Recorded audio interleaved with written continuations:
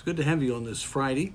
We finished another week and we're getting closer to some very key times in our country, and we need to be praying that God is going to do a great work in these days.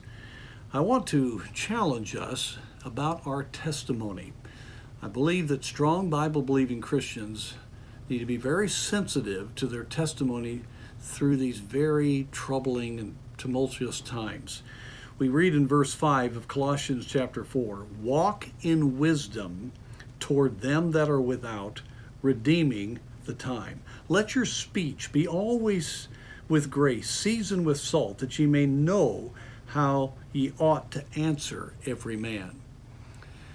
It's very tempting to show frustration with some of the restrictions that have come down, with some of the situations that we find ourselves in, or just even hearing people talking about some of the political or philosophical things of our day. We can't help sometimes but just react in our face or, just in our spirit when we hear those things. But we've got to understand that more important than anything are the souls of the lost around us. You go back in this passage, and he's asking for prayer that God would give him the ability to have utterance to speak about Christ there while he's in bonds. In verse 4, that I may make it manifest as I ought to speak. Paul was consumed with the reality of souls.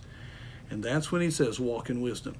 Your daily walk needs to be with wisdom toward those that are without.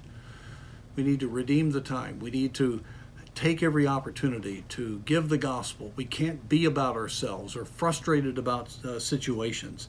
And our speech needs to be seasoned with God's grace, God's power, so that we can edify and that we know how to answer every man.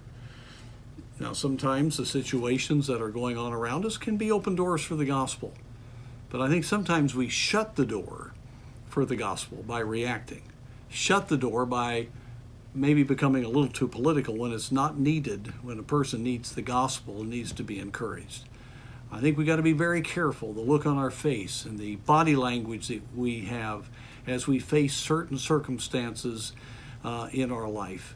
This is especially true with extended family that's not saved, or people that are work associates that see us all the time. We need to have a loving disposition that even though we're frustrated about what is happening around us, our speech is seasoned with grace.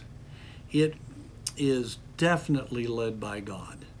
We got to be careful about speaking too quickly, speaking in the flesh. No corrupt communication should proceed out of our mouth. And it's so tempting.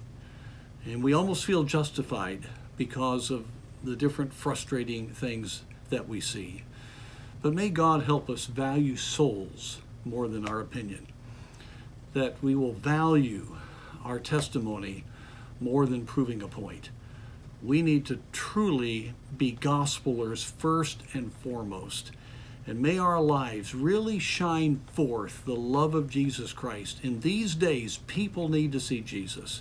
And may God give us that control of the Spirit to be the witnesses that we ought to be.